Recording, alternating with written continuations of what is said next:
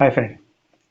बेनारी Amman spinning mills limited इस company का right issue आ रहा है, तो इसके बारे में आपको जानकारी दे देता हूं। तो अगर हम रेशो की बात करें तो राइट इशू का जो रेशो रखा गया है वो रखा गया है 21:20 का। इसका मतलब कि अगर आप रिकॉर्ड डेट तक इसके शेयर होल्ड करते हैं तो हर 20 शेयर के बदले 21 राइट एंटाइटलमेंट आपको मिलेंगे, या कहें कि राइट शेयर्स के लिए आप अप्लाई कर सकते हैं। तो 21:20 का यहाँ पर रेशो रखा गया है। अब इसके बाद करते हैं कि इशू ओपन कब हो रहा है। तो 20 सितंबर 2021 यानी कि सोमवार से ये इशू ओपन होने जा रहा है और ये इशू क्लोज होगा 4 अक्टूबर 2021 को। तो 20 सितंबर से लेकर 4 अक्टूबर तक इशू ओपन रहेगा और इशू का जो टोटल साइज रखा गया है वो 3.33 करोड़ शेयर्स का है। और अगर अमाउंट वाइज देखें तो टोटल 100 करोड़ रुपीस का ये जो राइट इशू आ रहा है। अब जो इशू का प्राइस रखा गया है वो रखा गया है 30 रुपीज पर शेयर। तो इसका मतलब जो भी राइट एंटाइटलमेंट आपको अलॉट हुए हैं, आप उनके जरिए जब राइट शेयर्स के लिए अप्लाई करेंगे तो आपको 30 रुपीज पर शेयर का पेमेंट करना पड़ेगा और आपको जो है राइट एंड फिर आप एप्लीकेशन करेंगे राइट शेयर्स के लिए। इसके बाद सबसे जरूरी डेट ऑन मार्केट रेनेंसिएशन की, जो कि 28 सितंबर 2021 की है। तो जैसे ही इशू ओपन होता है यानी कि 20 तारीख को इशू ओपन होगा, इसके बाद जब जैसे ही इशू ओपन होता है तो जो राइट एंटाइटलमेंट्स की ट्रेडिंग स्टार्ट हो जाती है। तो जो भी राइट एंटाइटलमेंट ऐसे एग्जिस्टिंग शेयर होल्डर जो राइट एंटाइटलमेंट्स या तो पार्शली या पूरी तरह से रिनाउंस करना चाहते हैं तो वो यहाँ पर कर सकते हैं ऑन मार्केट रिनाउंसिएशन के जरिए जब ट्रेडिंग स्टार्ट हो जाती है। इसके बारे में राइट एंटाइटलमेंट के बारे में मैंने एक डिटेल वीडियो बनाया है जो जिसकी लिंक मैंने डिस्क्रिप्शन में दे दी है। अगर आप उससे देखेंगे तो आपको जो है काफ़ी ज़्यादा राइट एंटाइटलमेंट के बारे में अनुभव हो जाएगा या नॉलेज हो जाएगा। मैंने काफ़ी डिटेल से वो वीडियो बनाया है। तो अब यहाँ पर ऑन मार्केट रेन्यूएशन की जो डेट है वो 28 सितंबर की है। तो अगर आप सेल करना चाहते हैं, अपने रेनाउंस करना चाहते हैं राइट एंटाइटलमेंट, तो 20 तारीख से 28 सितंबर तक का टाइम आपके पास रहेगा।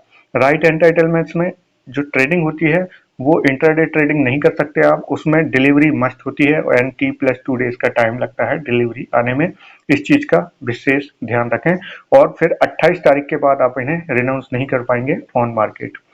अब आगे बात करते हैं अन्य महत्वपूर्ण डेट्स की। तो जब आप इसके राइट शेयर्स के लिए अप्लाई कर देंगे तो जो अलॉटमेंट की एक्सपेक्टेड डेट है वो 11 अक्टूबर 2021 की है और उसके बाद जो क्रेडिट होंगे ये आपकी डीमेट अकाउंट की, उसकी एक्सपेक्टेड डेट 13 अक्टूबर 2021 की है। अब लिस्टिंग की डेट जो यहाँ पर एक्सपेक्टेड है वो 14 अक्टूबर 2021 की है, यानी कि जो राइट शेयर्स आप अप्लाई करेंगे उनकी लिस्टिंग 14 अक्टूबर 2021 को हो जाएगी। अब बात करते हैं पेमेंट की। तो जो 30 रुपीज इशू प्राइस का जो पेमेंट रखा गया है वो पूरा 30 रुपीज आपको ऑन एप्लीकेशन पे करना है, यानी कि जैसे ही आप एप्लीकेशन करेंगे तो पूरा का पूरा 30 रुपीज पे करना है। कोई भी यहाँ पर पार्सली पेमेंट का ऑप्शन नहीं रखा गया है।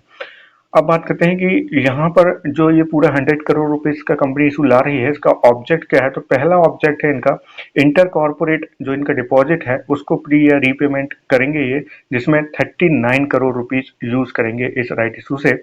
और उसके बाद जो है कुछ इनकी बोरोइंग है उसको रीपेमेंट या प्रीपेमेंट करने में 59 करोड़ रुपीस का यूज करेंगे और बाकी का 2 करोड़ रुपीस जो कंपनी वो इस राइट इशू के लिए यूज करेगी। अब बात करते हैं कि यहाँ पर जो स्टॉक एक्स स्प्लिट कब हुआ था। तो अगर हम देखें तो 8 तारीख को ये एक्स राइट हुआ था, सॉरी नो एक्स स्प्लिट नहीं, जो एक्स राइट हुआ था वो हुआ था 8 तारीख को। तो उसके पहले जो 7 सितंबर को इसका प्राइस था वो था 97 रुपीज का। और फिर राइट इशू के रिगार्डिंग ये जो एडजस्ट हुआ, एक्स राइट हुआ, तब इसका जो प्राइस एडजस्ट हुआ वो 64 टू 90 रुपीज पे हुआ, 64.90 रुपीज पे ये एडजस्ट हुआ। अब हम इसका करंट मार्केट प्राइस देखें तो करंट मार्केट प्राइस जो कि एनएससी पर चल रहा है वो 61.80 की क्लोजिंग दी है इसने एनएससी पर, वहीं बीएससी पर 60.95 रुपीज की क्लोजिंग है। तो क्योंकि मैंने कहा कि मंडे से ही यानी कि 20 तारीख को जब ये इशू ओपन होगा तभी से जो है राइट एंटाइटलमेंट्स की ट्रेडिंग भी स्टार्ट हो जाएगी। तो अगर हम एक फेयर वैल्यू निकालना चाहें कि मंडे को जब राइट एंटाइटलमेंट्स ट्रेड होंगे तो फेयर वैल्यू कैसे निकाल सकते हैं, हालांकि मैंने हर वीडियो में डिटेल में बताया है कि किस तरह से आप फेयर वैल्यू जो है यहाँ पर कर सकते हैं कैलकुलेट। तो अब देखिए 61 रुपीज अगर हम एनएससी पर लिस्टिंग होने की जो राइट एंटाइटलमेंट्स है उनकी फेयर वैल्यू निकालें तो हम 61.80 में से जो राइट इशू का प्राइस है 30 उसको माइनस कर देंगे तो 31.80 रुपीज का जो है फेयर वैल्यू आता है। वहीं अगर हम बीएससी के प्राइस के हिसाब से देखें तो हम 60.95 रुपीज़ में से 30 रुपीज़ घटा देंगे तो ये आता है 30.95 रुपीज़ का। तो इसका मतलब हम मोटा-मोटा मान के चलें तो 31 हम एवरेज मान सकते हैं। तो यहाँ पर अब जो है 31 रुपीज़ के ऊपर अगर आप राइट एंटाइटलमेंट खरीदते हैं तो कहीं ना कहीं ये आपको जो है ऑन मार्केट प्राइस से भी ऊपर आपको जो है पे करना पड़ेगा। क्यों? क्योंकि जब अगर आप बाई चांस राइट एंटाइटलमेंट खरीद लेते हैं ऑन मार्केट रजिस्ट्रेशन के दौरान और फिर आप इसे अप्लाई करेंगे तो आपको जो 30 रुपीज़ एप्लीकेशन के टाइम भी पे करना है वो भी ऐड हो जाएगा। उसको मिलाकर आपकी जो टोटल कॉस्ट आएगी, इस चीज़ का ज़रूर ध्यान रखें। अगर आप ये ना सोचें कि आपने राइट एंटाइटलमेंट ऑन मार्केट खरीद लिए हैं और उन्हें आप लॉन्ग टर्म के लिए रख सकते हैं। ये टेम्परेरी लिस्टेड सिक्योरिटीज होती हैं। इशू क्लोजिंग डेट के बाद ये लैप्स हो जाती हैं और अगर आपने इन्हें ऑन मार्केट रिन्यूएशन के जरिए खरीदा है तो वो जो प्रीमियम दिया है आपने राइट्स लेने के लिए, राइट एंटाइटलमेंट्स, वो प्रीमियम भी लैप्स हो जाता है और इसके बाद जैसे ही इशू क्लोजिंग की डेट निकलती है ये आपके डीमेट अकाउंट से गायब हो जाते हैं। फिर बहुत से लोग जो पूछते हैं कि राइट एंटाइटलमेंट्स दिखाई नहीं दे रहे हैं।